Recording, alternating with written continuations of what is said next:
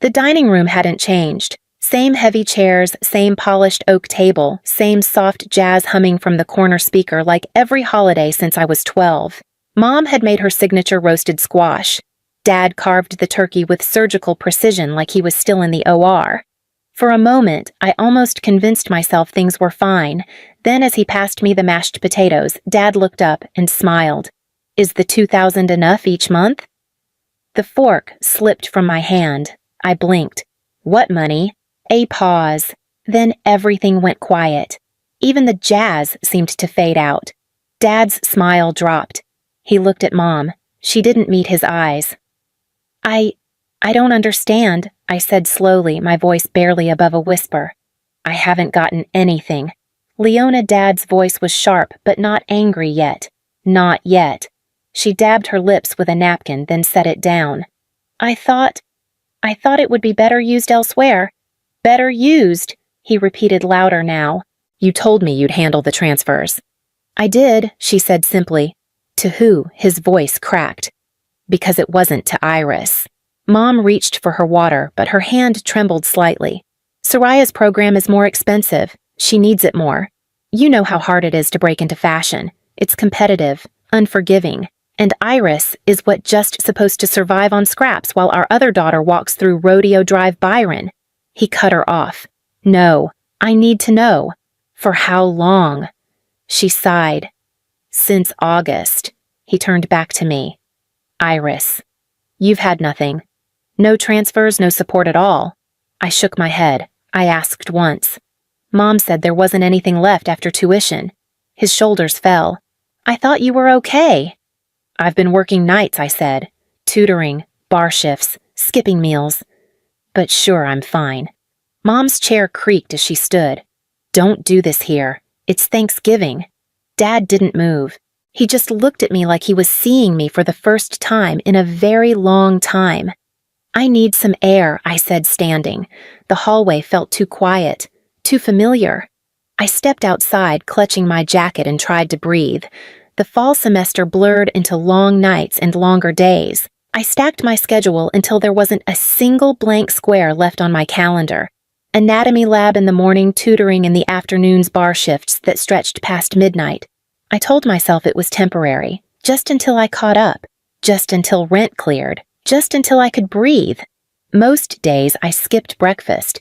Lunch was whatever I could grab between buildings, usually a protein bar and black coffee.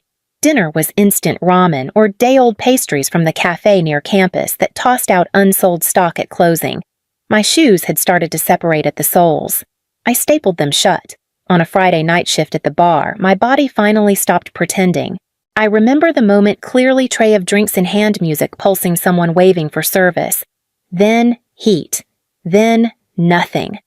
When I opened my eyes, it was sterile white above me, the slow beep of monitors and IV in my arm. The ER nurse asked if I had anyone to call. I said no. Later, my manager told me he'd called my parents after the ambulance came. No answer, he said. Left messages. Figured they'd show. They didn't. 2 days later, Callan, my lab partner, showed up uninvited. He'd heard through the grapevine. Carried a plastic bag of groceries and a pan of baked ziti. I hadn't told him my address, but he found me anyway. "You look like you're disappearing," he said, setting the food on the counter. I sat at the edge of my bed, legs folded, hoodie pulled tight. "I'm fine," I said. He didn't argue. Just handed me a plate and sat across from me in silence. I took a bite. It was warm and real, and I had to stop myself from crying over a forkful of noodles. That night I slept for 12 straight hours. The next morning I checked my phone. 2 messages from Mom. The first, "Glad you're doing okay. Can you send Soraya the name of that skincare brand you liked?" The second, "Don't forget to eat." I deleted both. Later that week, I saw Soraya post a video from a brunch spot in West Hollywood, her face lit by filtered sunlight, captioned with, "No better way to start the day." "Thanks, Mom." I stared at the screen for a long time before opening my banking app. My phone screen had a thin crack running across the lower corner, splitting faces and text just enough to distort the illusion. Still, I scrolled. Not because I wanted to, but because I couldn't not. Soraya had just posted a carousel from a rooftop lounge in West Hollywood. There were velvet chairs, gold-rimmed cocktails, the kind of sunlight that made everything look expensive. She was in a cream silk dress tagged Dior hair swept up in a way that probably cost more than my entire week's groceries. The caption read, "Mom always knows exactly what I need." Brunch life. LA style. Gifted, I locked my phone, set it face down on the floor, and leaned back against the mattress. The ceiling above my bed was flaking paint. The mini fridge hummed loudly in the corner. I hadn't bought fresh vegetables in 3 weeks. A month ago, I had emailed Mom asking if she could help cover the cost of a new anatomy atlas. Mine was falling apart, pages missing, water-stained from an overturned cup during an overnight cram session. She replied the next day, "That's a luxury iris. You'll have to make do." The same week, Soraya posted about her new Balenciaga boots. Thanks to my amazing mom for always supporting the dream, I could still hear her voice, sugary and effortless. I wasn't angry, not exactly, just hollowed out, like whatever part of me had once fought to explain the imbalance had finally gone still.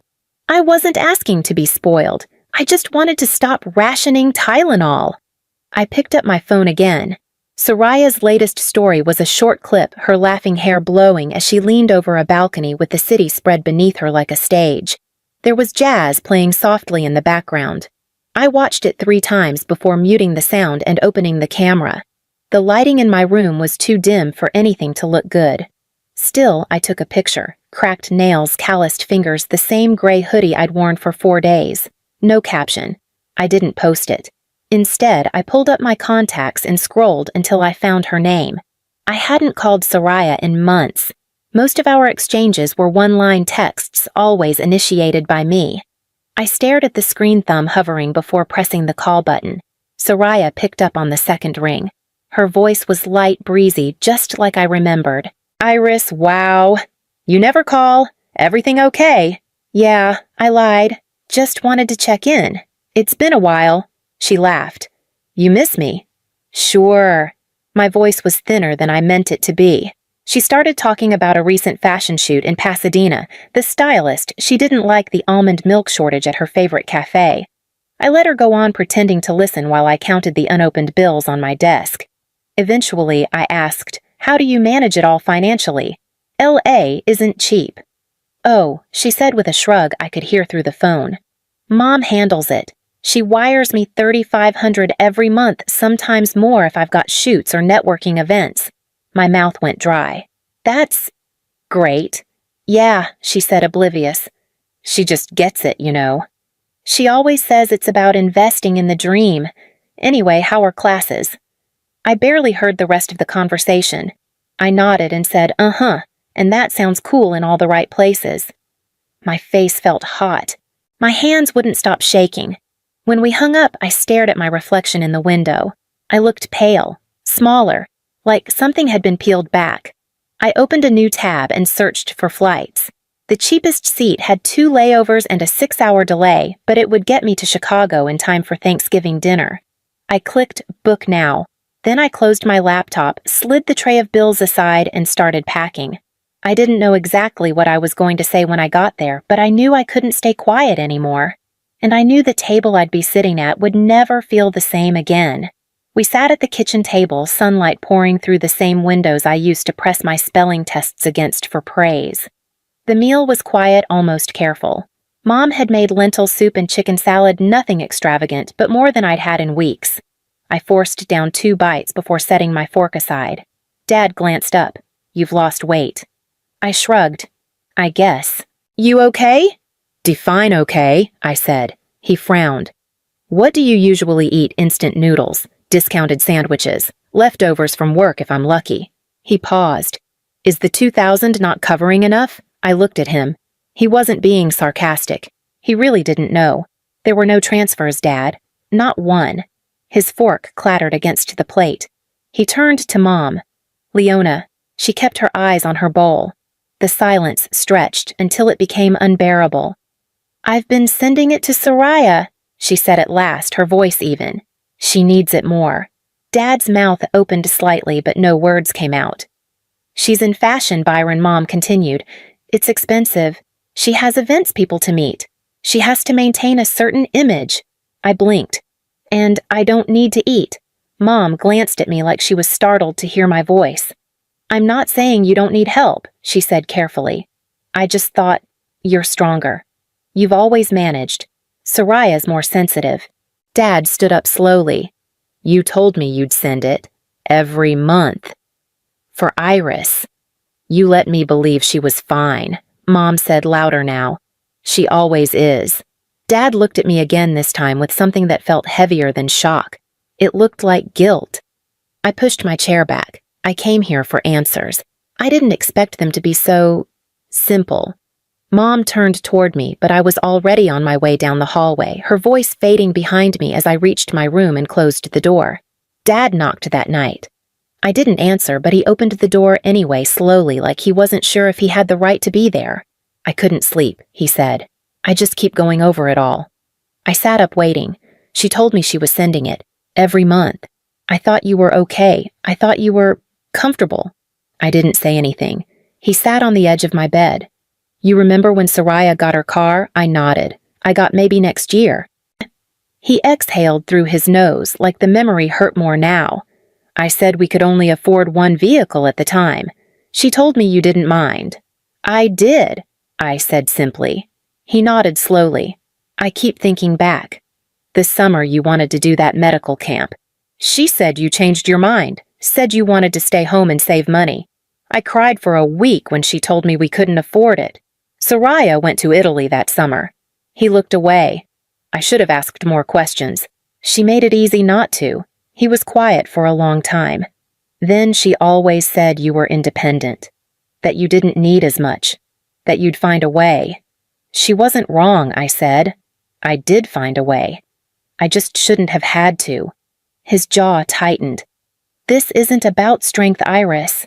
It's about fairness. And I missed it. For too long. I could hear them arguing again downstairs.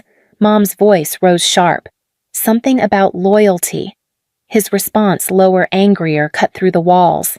I closed my eyes. It wasn't just about the money anymore. It hadn't been for a long time. The next morning, I found Dad in his study glasses low on his nose, scrolling through bank statements. He didn't hear me approach. Iris, he said when he noticed me, I need you to know I didn't just believe your mother. I handed her access. To what the trust, he said, the one set up for you and Soraya, split evenly.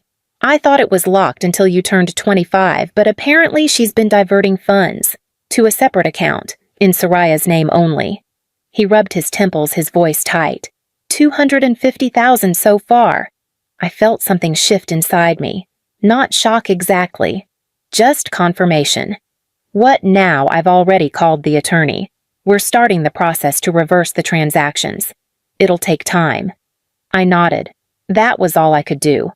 Later that night, their voices rose again. This time, sharper, messier. You didn't even ask me, Dad shouted. That money was for both our daughters. She needs it more, Mom snapped. I did what was best for her, he said. Not for us. Not for Iris. Hearing my name like that, loud, defended, not dismissed, sent something through me I didn't have words for. I stood at the top of the stairs, listening. I trusted you, he said again, quieter now, and you stole from our own child. I turned away before I could hear her answer. I already knew what it would sound like. Soraya called 2 days later. Her voice was tight-clipped at the edges. Mom told me I'm only getting 1,000 a month now. Is that true? Yeah, I said. Dad's handling the finances now.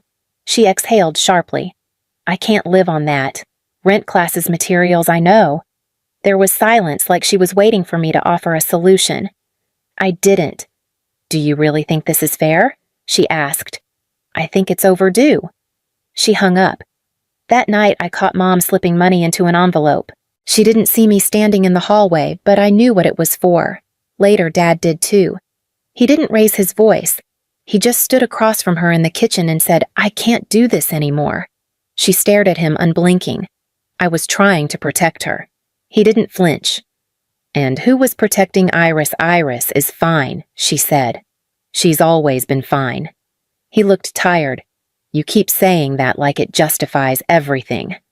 I just wanted the best for Soraya. He shook his head. And what did Iris get? Mom didn't answer. The next morning, he called a lawyer. By the end of the week, he had filed for legal separation. The house felt different, quieter, like something had cracked and let in air that had never been allowed before. Mom moved through the days like she was underwater. She cooked, she folded laundry, she rearranged books that hadn't been touched in years. But she didn't talk to me. Not really. I stayed for 2 more nights. The silence between rooms stretched like something no one wanted to name, and when I packed my bag and zipped the last pocket shut, she stood in the doorway, arms crossed, like she couldn't decide if she was going to say something or not. She didn't. Back in Philadelphia, the days felt different. I dropped 2 of my shifts. The bar let me keep weekends. I kept tutoring because I liked the quiet clarity of explaining things. The rest of the time, I studied, slept, and ate food that didn't come from a packet. My grades climbed fast, not because I suddenly got smarter, but because I could finally breathe. I bought myself a pair of new sneakers, not expensive, just intact. They felt like an upgrade I had to earn twice, once in work, once in worth. Soraya texted more often. At first, it was out of habit. Then it turned into something else. She sent pictures of outfits she'd styled for clients at the boutique. They're not designer, but I like them more, she wrote once. They actually feel like mine.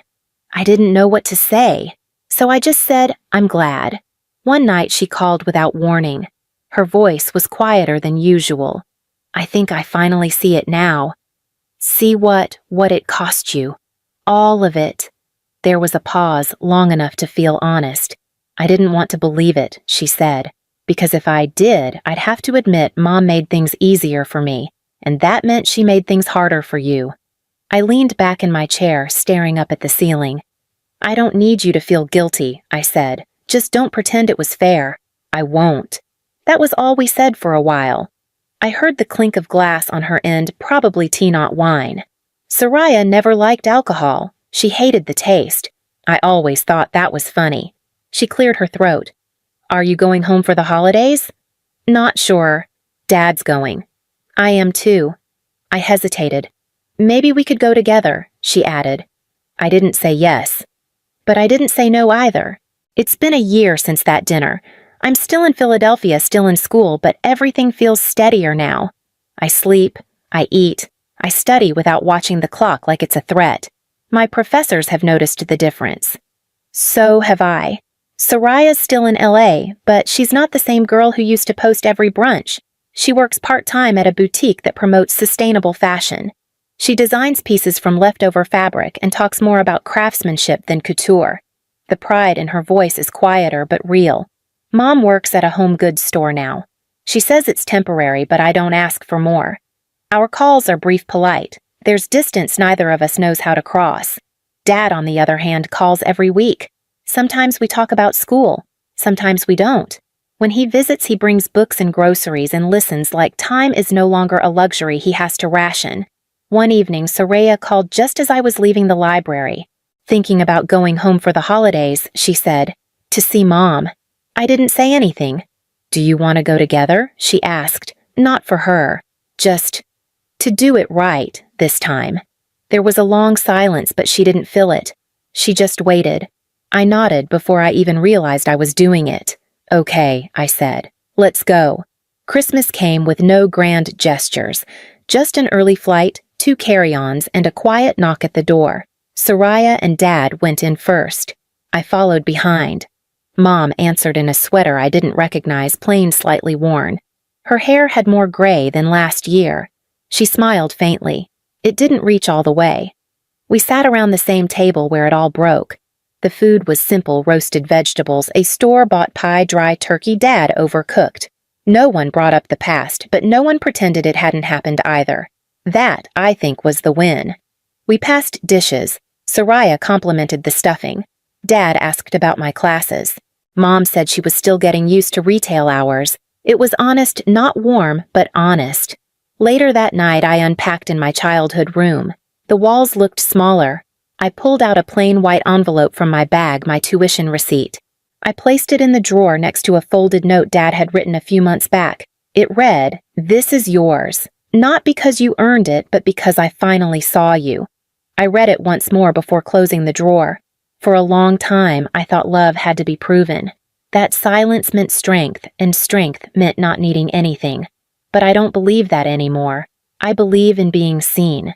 And I believe some stories don't end with healing, they begin with it.